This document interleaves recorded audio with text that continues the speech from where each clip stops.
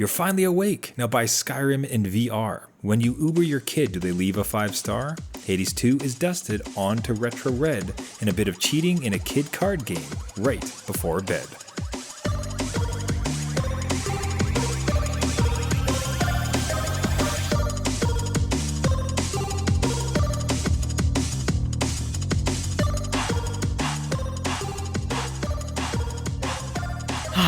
Adult beverages are poured.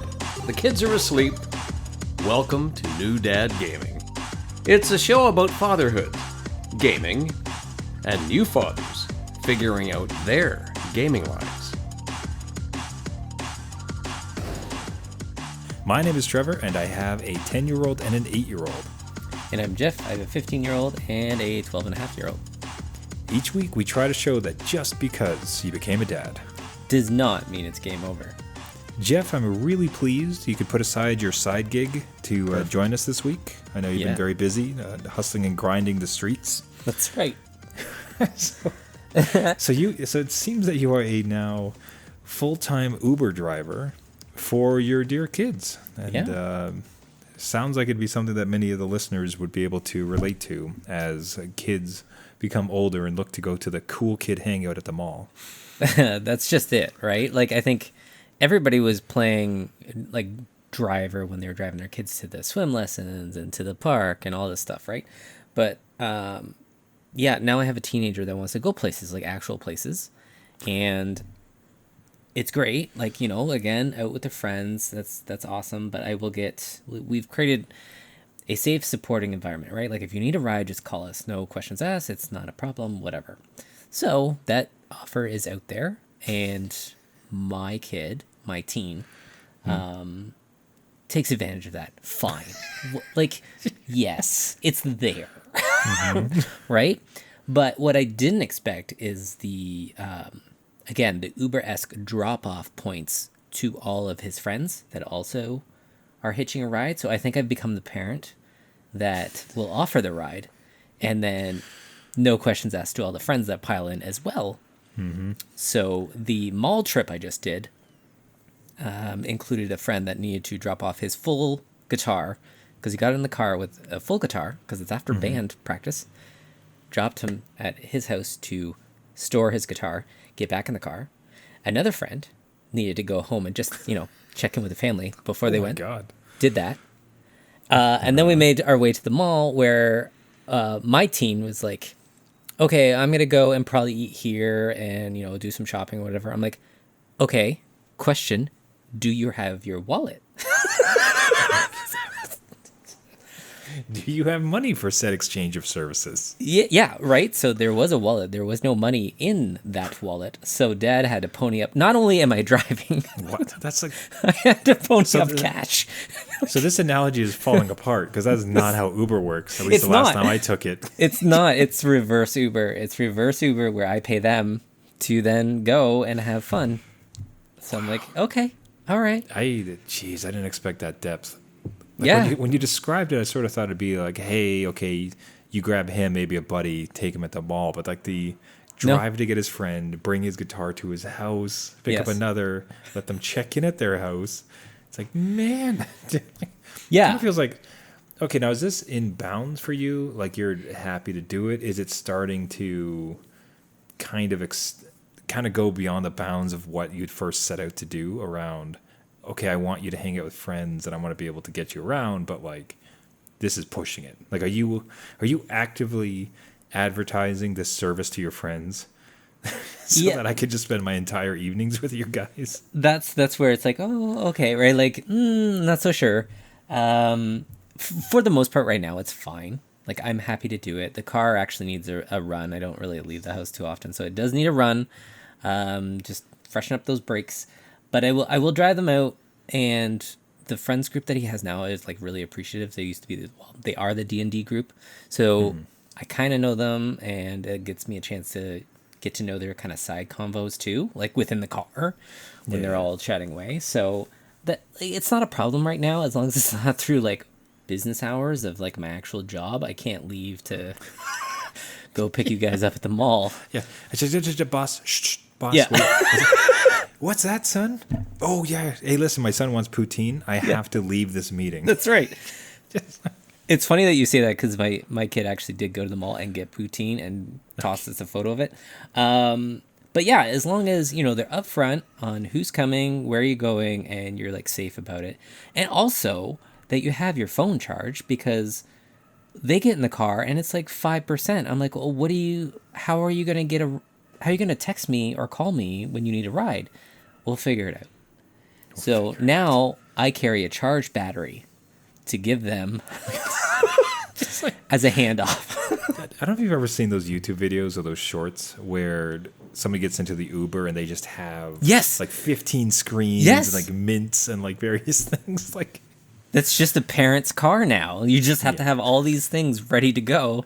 Otherwise, you get anxiety. The kid doesn't care. Like, my teen is like, yeah, no, I'll figure it out. I'm like, what? There's no payphones anymore. Like, I don't know. I would love to see, like, you put the plexiglass too, just to like avoid you getting sick more often. Just have the plexiglass between the front and the back seat when you're catering your kids around. Yeah, like again, even better too is like if you could figure out like a really simple web app that you could send them to rate you on the service and get some feedback. Like, just like how hilarious it's like, hey, by the way, guys, if you could rate and subscribe, leave a couple comments for this ride. That would be pretty good, right? Like, if I even moved into the D&D group, if I moved into one of their stories as like the person that drives the carriage everywhere, and it's the friend's dad. Yeah, what an amazing, like, it's curious because like at the same you first introduce your kids into video games, like, first they were in diapers and things like that, then they started to play their first games, and you dropped them off at school, and to see, like, if anything for myself, projected forward around like, and now they're teens and they're stomping around the city and they need to be dropped off. Like, it's a heck of a phase shift, is it not? Pretty big, and it happened very suddenly. And again, it's just, like, I have a 15-year-old, almost 16 this summer, so I understand it. Now it's also bleeding into my my almost 13-year-old, where they have arranged with their friends to go to Square One, which is 25 minutes the opposite direction and a huge mall. Don't know how that's going to go over because you're 12. So I am not going to go around the mall with you and your friends. That's a little outside the bounds of an Uber driver. So I don't know. But you're handling it well? Like, you and your wife are... It's sort of like, this is cool, or is it sort of... Did you sit down one night with some wine and be like, what the hell is going on? Like, what is this? Again, my boundaries are like, you have to let me know. You have to give me notice, right? The Uber driver needs notice. So, like, again, I can have gas in the car, it's warmed up, it's ready to go, and it doesn't interrupt my kind of day. But if you're calling me, if it's late at night and you need a ride, like, again, no questions asked, that's fine. Obviously, you're in a bind, whatever. So far it's good. We'll see. The real test is if the friends call me directly. just do you know what I mean? Like, oh, hey. Circumvent your own kid and just go directly to you. Yeah, I'd be like, oh, no, can't do that. So I do want to move on, but like, one thing that absolutely bears repeating that you had mentioned to me is that because we are in a bit of a glorious moment in gaming, as far as accessibility, games everywhere, things like that, and there happens to be a real amazing piece of hardware, the Steam Deck, that is a full gaming PC in your hand you can take anywhere. Has that factored into the equation as you've been Ubering around and perhaps waiting between shifts? Absolutely. I have it so with good. My battery and the money I have to give them, but the Steam Deck rides with me. And when I've been called for a ride and have to wait 15 minutes in the parking lot or whatever, I will boot that thing up. It's not a problem. Like, it's so good. So cool. It's so easy for me to do. And I'm like, yeah, whatever. I get another 15 minutes of gaming time. Like, I can do something. And then quick save, put it to sleep, and off we go. So not a problem to me. Again, 5-star service here. I mean, just willing to wait. Like, I can crank out some hours here. Did you worry about Kingdom Come Deliverance 2 is shiny on this thing, so we're doing wonderful. That's right. Yeah. See? So that is cool. Like, if anything, it does make me feel bad for making my parents wait whenever they were chauffeuring me, because it's like, Oh yeah. Good luck with your crossword, Dad. I guess. Yeah, they got nothing. Yeah. It's dark outside, like nothing. No crossword, nothing. Modern day, we got like smartphones, like Yeah. videos, Netflix, got like Steam Decks. What am I gonna do? Oh, it's all souped up. Hey, gaming dads, have any of you transferred into a chauffeur recently? Has it been a similar experience? Have you found use for portable gaming in such situations? Write into us at newdadgaming, newdadgaming.com. Now, you had mentioned very astutely being a carriage driver Yes. for the kids back in perhaps their D&D campaign, and how lovely would that be should you enter into the world of Skyrim? Yeah. And a particular story that caught my interest, you mentioned, was that there's a bit of a subplot going on to try to convince a kid to purchase Skyrim VR so that you can the dad, can dip back in. Yes. This is full circle. This is everything we've ever wanted. Like, how did this plot come about, and how's it gone? Yeah, this is something that again, Skyrim VR is a very cool game. It's something Put a pin in it. Like I was like, it's amazing. Like, yeah, it's just, no, totally. because Skyrim alone is like, it's everything you remembered is fantastic, but then the way they implemented VR makes it unbelievable. It is could be one of the greater VR experiences, especially from a gaming perspective. It's amazing. Yeah, no, totally. I want to raise it up properly. So. Yeah, no, you're completely right. Like, in the scale in that game, the dungeons seem creepier. Again, everything about VR works with this game. And I should know because I do have it for PSVR. That's the greatest part. And when I mentioned to you, you're like, okay, I don't quite understand. And it's because I don't want to set up PSVR all over again, right? Like, the PlayStation is in a room where it just doesn't have space for all the extra cords of the VR system. It's down here in some box that I don't want to fish out. And really, you're dealing with vanilla Skyrim at that point. So a lot of the kind of qualities of life that have been modded in with something like Skyrim VR and PC, I don't get to enjoy those. So enter in my kid, who, again, previously mentioned on the show, is going through Skyrim and is quite far and may actually like beat it. I don't think, again, I've ever beat it. But they're really taken back by it, and they noticed the VR version, and they've been waiting for it to go on sale. And I'm like, you know what? It is currently on sale on Steam. You do have Steam credits. You know, I did notice you had some Christmas Steam bucks left over. Right. And, I have a notification coming into my smartphone. In fact, do. And so I sent, a little like, hey, it's just on sale, because I want to get in on them pushing it to the Quest, where we can mod it, see how it runs. I think it's probably pretty easy with this type of game, and what mods we can do with it. Really pouring on the, hey, wouldn't that be cool, to my teenager that may be like, hey, it would be cool. Dad, do you want to try? I'm like, oh, are you kidding me? Yes, I would. Thank you. Oh, right. Now what? So I will ask, like, what PC are you going to run it on for VR? So this is where I'm not entirely sure if it's going to run silky smooth. He's got a gaming laptop. Okay. And I'm not. Do you know the card? Not offhand, like a 3050. So I don't even think it's like the good 3060 with the extra RAM, right? So I don't know. We'll see. Skyrim is like, it is what it is, but you do have to render it twice at 90 frames a second or something, like, so it could get pretty taxing. Steam has a great refund policy, so like if it doesn't work. Yeah, that's a little on the lower side of things, unfortunately. So I've had decent success with a 4060, which is not the by any means like a beefier, like, sorry, compared to a 3050, but it's not like it's like, oh my god, you have a 4060. Like, it's considered sort of like the plebe or like the public's version of a gaming card. So I don't want to, but 3050 feels like laptop. You're laptop, not even. You're gonna be close. Yeah, so but it's worth a try. I mean, because like it is a super old game. Hopefully, it's been optimized with the mods and everything else. So yeah, that's what Bethesda does, and yeah, no. Again, the modding community is very great. So I don't know. It's an opportunity to see if it works, but I wasn't gonna buy it and have it not work because can't do that. I can recall with like kids. I don't know that it's really paid off yet, but always hoped that like they wanted to purchase a game, like on Switch or on like I could think for instance like they recently got into they were playing Overcooked with friends. Oh yeah. And then they asked if they could spend, I think it was some of their Christmas money on Overcooked too.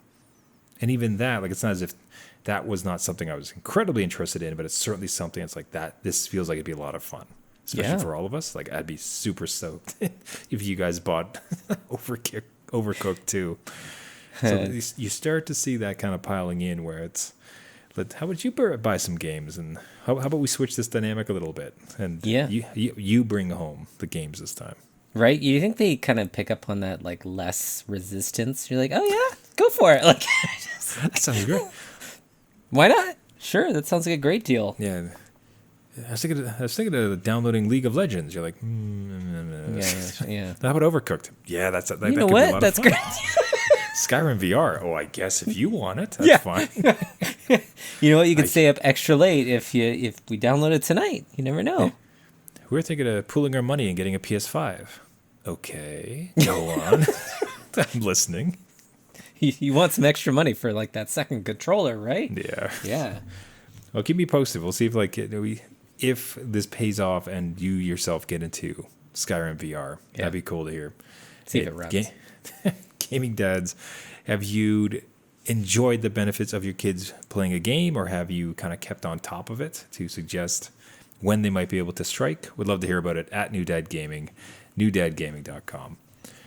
Now, so for myself, we'll pour one out. Like I wish we had some trumpets or something like that. I've beaten Hades 2. Yeah! Yeah, we did. It only took a couple months. You did it, But, though. Yeah, oh, it's a great ending. Man, this title is just fantastic. I adore this. By far one of my favorite gaming series, for sure. Like the gameplay of it, the loops, the storytelling, awesome. And the way it ended too, super cool. So the challenge like I sort of found was I don't think it's necessarily spoilers. I don't think like you beat a game and then there's like other stuff to do so you can get to 100%. Yeah. Clearly, right? So in Hades 2, there tends to be a couple of other story threads that you can maybe like close off after you've accomplished the main task. And I can remember finishing it and just sitting there looking at it like, do I want to go back into the depths of hell a few more times to finish these stories? And I will say initially, I was a hard pass. It was just, it's like, you know what, this was great. It was a great ending. There's a couple endings I want to check out. If anything, if I really get the urge to, I'll just YouTube it. Right. Which is a great change for like our modern world, right? Yeah. Where it's like every bit of content is just online. So it's going to save you some effort. What was interesting is like after a week or so had passed, I decided just to give it a shot. Like I had one of those rare, like, oh, I actually have some gaming time tonight type of things. And I booted it up and I did another run. It's like, oh, this is still very good. I'm still having a lot of fun. Okay. So I've decided there's a couple story threads in particular I'd really like to close off. So I think between it just being a great time and wanting to like have those story payoffs, I think I'll be doing it a few more runs. Now to get it to 100%, forget that noise. There's no damn way. It just because you'd have to go through. You'd have to spend so much time, Right. and accomplish like great feats of gaming. And it's just like I got things to move on to. Right. Yeah. But the story threads are sort of like you can take care of them. Like, it'll be cool.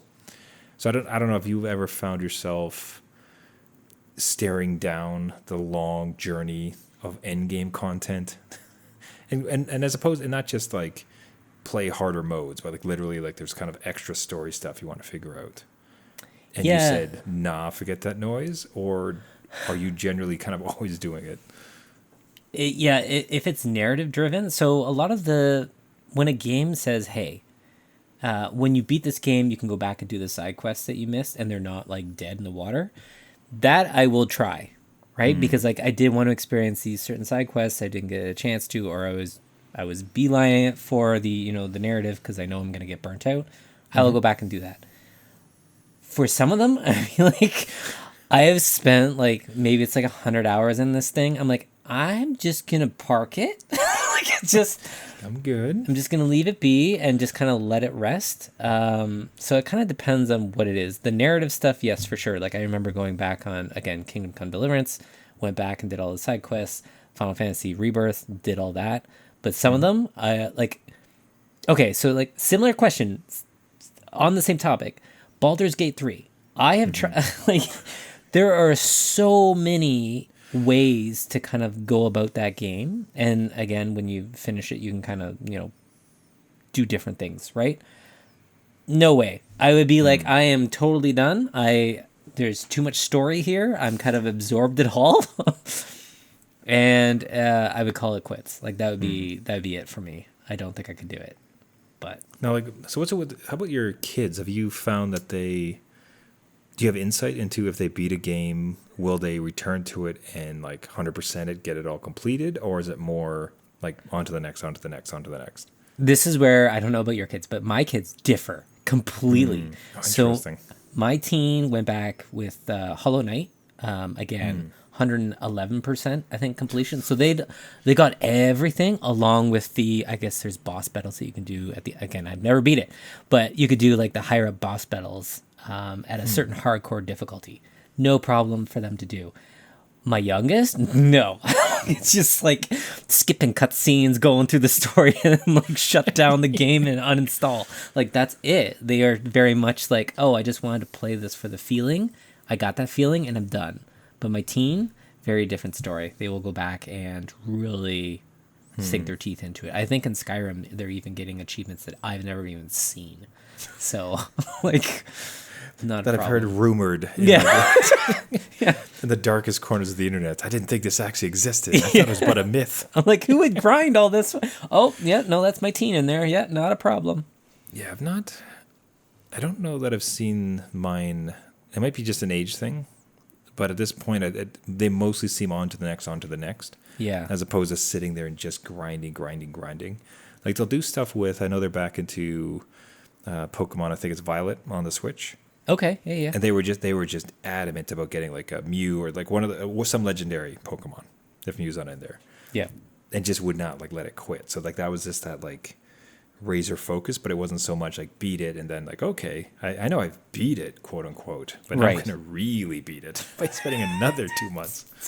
Yeah, so we, from the chat from Spaltzer says the 100%ing most games is for the younger generation who have much more time on their hands. Absolutely. That's very true.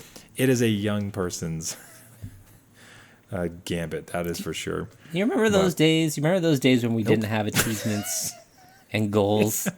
And like you didn't know until you talked to someone. You're like, wait, what? What other quest? What do you mean there's a secret ending? What do you mean that Titus comes back if you do everything? Right? There's a good ending and a bad ending? What ending did I get? Oh, no. I mean, so somewhat speaking of that, I mean, the thing that I currently find, so with Hades being done, and just a bit of a refresh on myself, I'm trying to do a little bit with getting off of social apps a little bit more. It's like, why not just play some more games? Then I have my retro handheld, and just started to poke at Pokemon Red, and just adoring it. Like, this thing is like amazing. Like, it's one of those times when I have played it a number of times. Okay. Right?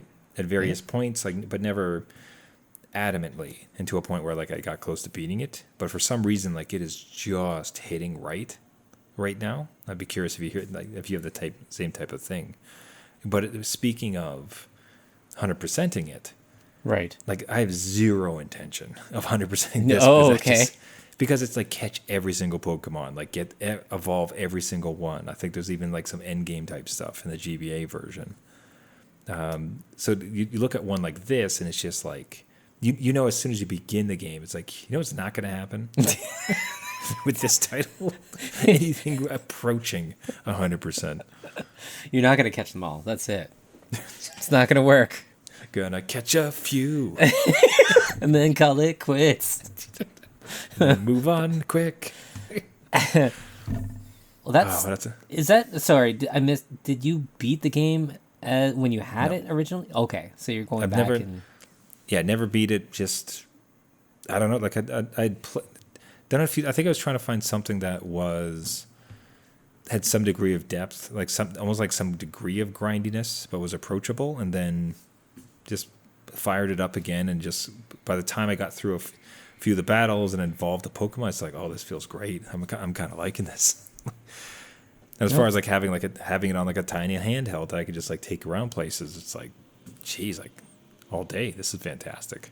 Yeah, and again, I can totally see that, can totally vibe with that because of just even like pick up and play, right? Because these games are very, I don't know, sessionable. Again, something for a dad, and you can pause mid battle, put it to sleep, and then come back and be like, "What was I doing? Oh, I was fighting." Like, it's a very basic, like, "Hey, I just need to defeat this thing or catch whatever." Yeah, and done. And versus some of the other ones. That's a really great point, because if any gaming dad wants to get into a game that's a little bit on the grindy side, but like very straight shot as far as the path, like I think this is one, because if you just keep walking, you will get to the next destination. And if you're not done where you are, like they'll be like, oh, there'll be a guard, or there'll be like a tree that's fallen. Like it's just very obvious, and it's breaking. And like you said, you can save at any time, any point, just save. So yeah, it's been fabulous that way. So sounds like a good cozy game, right? To kind of just cozy on. So do a little bit of Hades Endgame, do a little Pokemon. Perfect. We'll see where it ends up. Gaming Dad, do you have any patience for endgame content? Have you knowingly just kind of hucked it over the fence, saying never again? Would love to hear from you. Right into us at New Dad Gaming, newdadgaming.com. Okay. So this one, we got to be really quiet about. Let's try to prepare. It has a little bit of secrets. Okay, I'm going to start by saying this. I have family that listens to this podcast. So for my brother and for my dear nieces and nephews, Ben, Ryan, Amelia, you cannot tell my kids this if you listen to this episode. Big secrets. Okay. My problem is so I'm going to be whispering for this. Apologies if everybody doesn't get it, but like my kids are like sleeping right next door to where I'm recording right now. So we were playing a card game called Flip 7. This is, by the way, fantastic card game. Okay. Like I actually like highly recommend it. It's a little bit, it's kind of a neighbor to gambling, so consider that. But you are trying to get to 200 as fast as you can. You get given cards with values from 0 to 12. There's 12 12s, 11 11s, 10 10s. So if you get the higher points, yay. But there's a bigger chance that you're going to get another one of those. And if you get two of the same type, you're out. Oh, you don't need 8 points. And then there's a round, and you're just like adding up rounds. Wow. Right? Okay. All right. Okay. So the scenario was, this is where the secret comes in. It's okay. Is that my youngest was doing terribly, just zero luck, right? So dead last out of the four of us. All the rest of us had like a lot of points, and we're getting pretty close to 100. It's first person to 100. But all of a sudden he starts going on a small run, and then another run, and all of a sudden he's kind of in striking distance of 200. And then one of the things about the game is if you get 7, so by the name, Flip 7, if you get 7 different cards, everybody else gets out, and you get an additional 15 points. Okay. Okay, so my youngest, he starts he goes on this run, and he has all of the cards, right? So it's all lining up. So it's like hit. It's like, oh my God, it's a 5. And everybody's like, we're all screaming and yelling like we can't believe it. Like every time I get a card, it's like, okay, here it comes. Like, whoa, whoa, whoa. Like we're playing it up, right? So everybody, like it is like, not anxiety, excitement is to the nines. Like it is to the roof, right?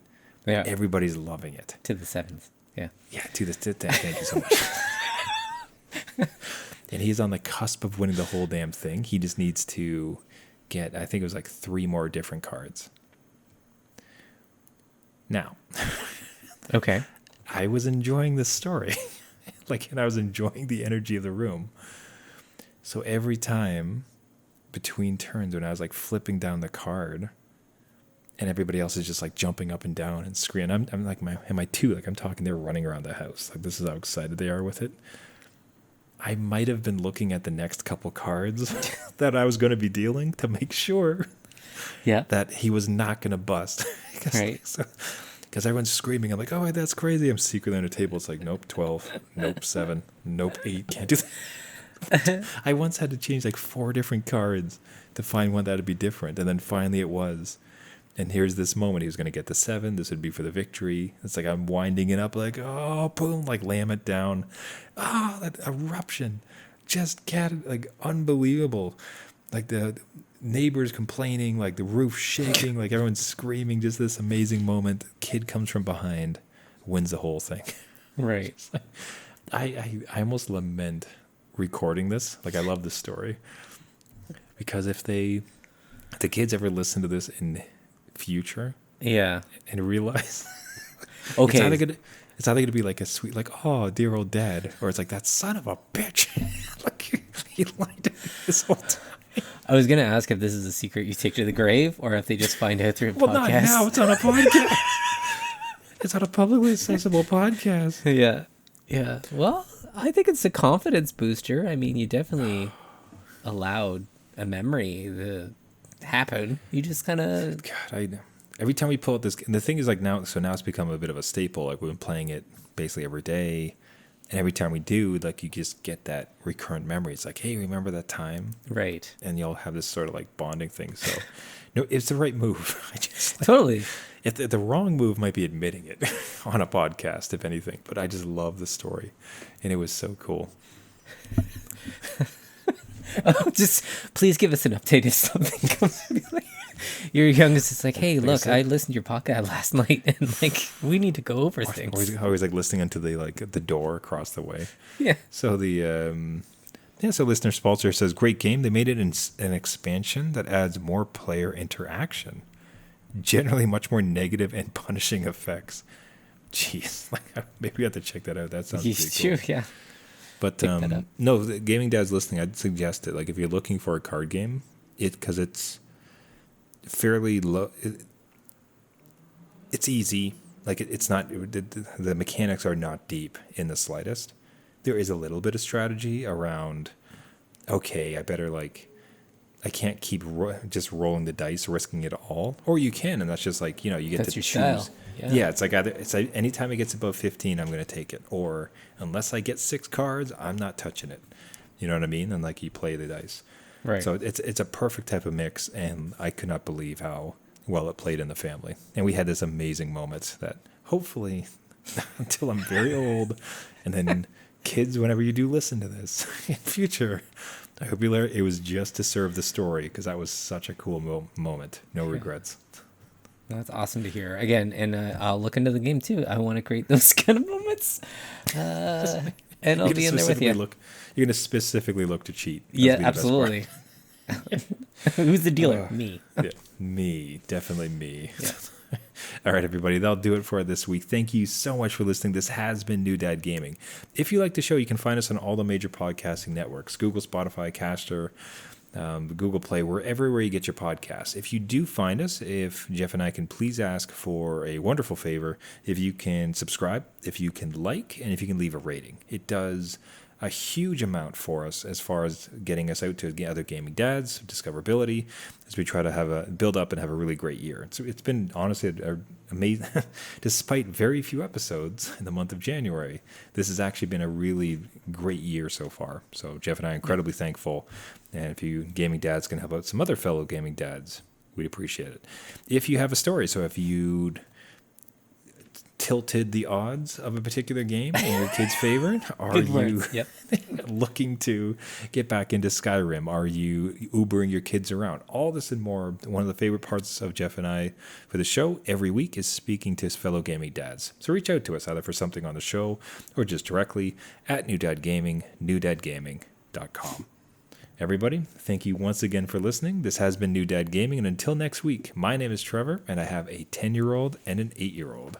And I'm Jeff. I have a 15-year-old, a 12-and-a-half-year-old, and 5 stars for my Uber rating. So there you go. Moving on up, buddy. That's right. I love the Charger and the Mint. Top tier. Perfect. Remember, everybody, just because you became a dad Does not mean it's game over.